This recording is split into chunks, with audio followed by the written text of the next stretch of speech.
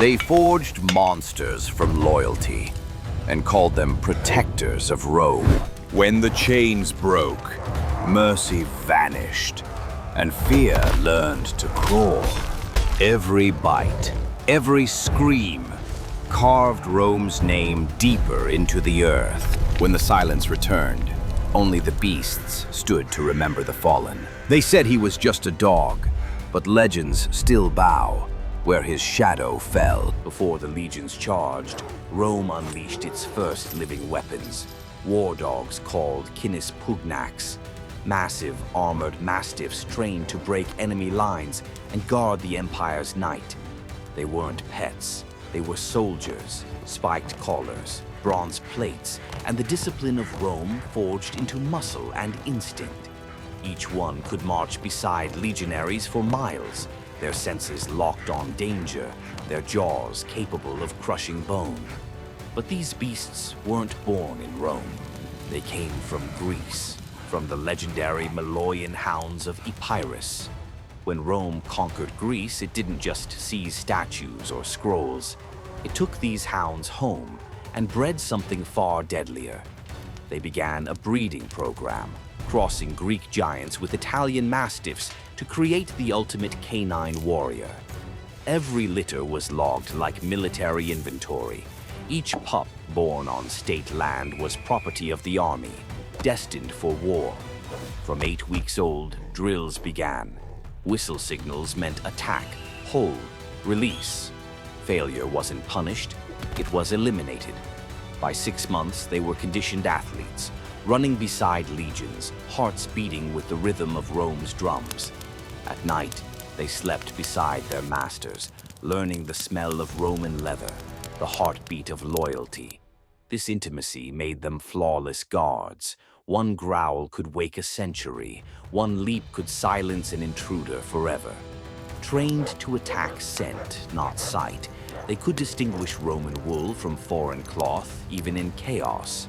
Spiked collars made of bronze studs protected their throats. Brutal beauty forged for survival. Some wore armor, 40 bronze plates laced with rawhide across the chest, turning them into snarling machines of war. Even weighed down, they lost little speed. Rome engineered terror that could sprint. Before battle, handlers rubbed onion juice beneath their nostrils, a ritual to sharpen rage and mask fear. When the horn sounded, they didn't bark. They exploded forward, low and fast, like living projectiles.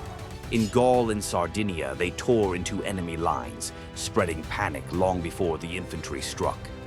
The psychological shock was immense. Soldiers faced not men, but beasts armored in bronze and roaring for Rome. These attacks were timed, 20 dogs, 50 yards ahead of cavalry, shattering the first formation before the charge. Northern Italy, 197 BCE, hillmen formed tight phalanx lines on narrow roads. Rome's cavalry stalled until the dogs came. They hit like hammer blows, shields splintered, ranks broke, and panic spread faster than flame. In Aquitania, they targeted cavalry, biting at horses' soft noses, scattering riders before impact. In Sardinia, they hunted rebels through caves and forests where men dared not follow. They were more than fighters. They were Rome's force multipliers, turning stalemate into victory. Some handlers experimented with fire, clay pots of burning oil strapped to the dogs' backs. The pot would shatter on impact, splashing fire and terror into enemy ranks, a primitive incendiary strike. Few of those dogs survived such missions, but their sacrifice won wars and carved legends. When the fighting ended, survivors guarded the camps, 1 dog per century, circling through every watch of the night. Ignore their growl and they'd strike with precision, trained to protect the Empire's lifeblood while men slept. Their discipline mirrored that of the legions themselves, trained to respond to trumpet calls, to halt mid-charge, to stand guard without fear. Each night they circled the tent lines, ears twitching at the faintest rustle. The Empire's first living alarm system. An intruder would first hear a growl, a warning as cold as the moonlight, before the beast struck without hesitation. Even off the battlefield they served, hunting boar and deer to feed weary troops deep in hostile lands. Their endurance rivaled any soldier's, 20 miles beside the column, never lagging, never whining. They could sense storms, smell blood from afar, and detect ambush long before human scouts could react. When night fell, the Legion slept behind a wall of silent guardians, jaws ready, hearts steady. Legionaries trusted them more than armor. No sentry, no alarm could equal their instinct. In return, Rome gave them what it gave its best men: purpose, discipline, and a name that inspired fear. Even enemies learned the sound, that deep thunder of pause before their lines shattered into chaos. Ancient chroniclers wrote of tribes breaking before swords even clashed, undone by fear of the beasts.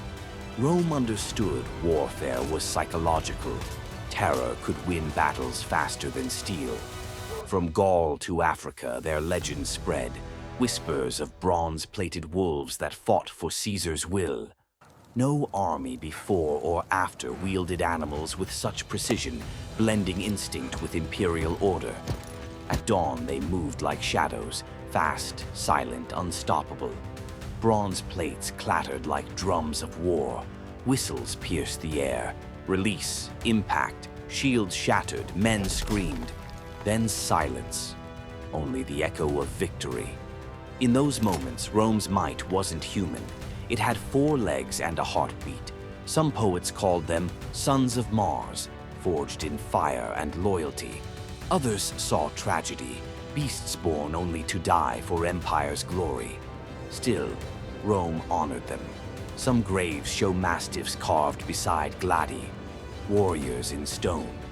Those carvings whisper of service, of loyalty bought not with gold, but shared battlefields. Retired veterans lived on Roman farms, guardians of flocks, memories of war behind calm eyes. Children played where warriors once marched, and still the dogs watched, ever vigilant. Their bloodlines stretched across centuries, shaping mastiffs that guard homes even today. Every heavy-headed hound carries a shadow of its ancestor, Rome's living weapon reborn as protector. History remembers the generals, but sometimes victory barked before it spoke. Because before the empire ruled the world, it first ruled chaos with discipline, fire, and the loyal heart of the canis pugnax.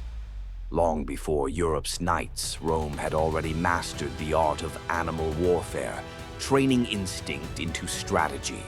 They were Rome's earliest canine corps, disciplined not by kindness, but by order and repetition. Every command carried the weight of empire: advance, hold, strike, guard. Even enemies began capturing Roman dogs, hoping to turn them against their masters. Few succeeded. Their loyalty was absolute. Some refused to eat once their handlers fell in battle. Such devotion blurred the line between soldier and beast. Both bled for the same flag. They guarded generals' tents, supply convoys, even senators on campaign, Rome's 4-legged bodyguards. During sieges, dogs patrolled ramparts, detecting tunnels and saboteurs long before discovery. They heard what men couldn't: the scrape of iron underground, the heartbeat of danger. Rome's engineers learned from them, inventing warning systems modeled on canine vigilance. Centuries later, their tactics echoed in medieval kennels, echoes of Pugnax discipline reborn. Legends claimed some imperial kennels held hundreds, bred solely for conquest. The bark of 100 mastiffs could freeze armies. Thunder made flesh. When Rome expanded eastward, these dogs became living symbols of its unstoppable reach. Drums thundered, chains loosed. They surged ahead, bronze and fury. Enemy lines broke before contact. A howl, then silence. Rome advanced behind their chaos. Victory, carved by fang and bronze. In time, they became more than tools of war. They were symbols of loyalty and Roman power. Some emperors gifted them as tributes to allies, spreading their bloodlines across the empire. Archaeologists still uncover their remains, bones thick as spears, collars etched with Latin commands. Each artifact tells the same story: discipline, violence, and the strange humanity Rome gave its beasts. From the fields of Gaul to the forests of Germania, their paw prints mark the path of empire. Their legacy shaped future war dogs, from medieval mastiffs to modern military breeds. Even today, service dogs echo that same Roman oath: loyalty without question. 2 millennia later, the bond between soldier and hound remains unbroken. Because courage doesn't speak, it growls, it charges, it protects. Rome understood that better than anyone. Power isn't just wielded, it's trained. Even centuries after the empire's fall, the legend of canis pugnax endures in whispers and bloodlines. Every mastiff guarding a home carries that spirit: silent, loyal, indomitable. They once guarded the empire. Now they guard what's left of its legacy: us. History calls them beasts. Rome called them brothers. For every general remembered, a war dog remains unnamed, yet never forgotten. Their story reminds us that loyalty, once earned, outlives empires. And in that silence between growl and command, Rome still breathes. Because the empire wasn't built by men alone, it was guarded by hearts that beat with fire. In bronze and bone, their legacy endures, warriors without words. And when you hear a dog bark in the night, remember, it's echoing Rome. From war fields to hearths, their duty never changed: protect, serve, endure. Every empire falls, but loyalty survives. And that's why the canis pugnax remains more than myth. It's legacy with teeth. 2,000 years later, they still stand guard in our imagination, eternal sentinels of Rome. Because before Rome ruled the world, it first ruled chaos, with discipline and fangs. The empire's greatest secret weapon didn't forge iron, it breathed. Their courage was instinct, their loyalty eternal, the true soldiers of Rome. History fades, empires crumble, but legends still walk on 4 paws. So when you see a mastiff today, remember its ancestors once stood beside legions. Because some warriors never die, they simply trade armor for fur.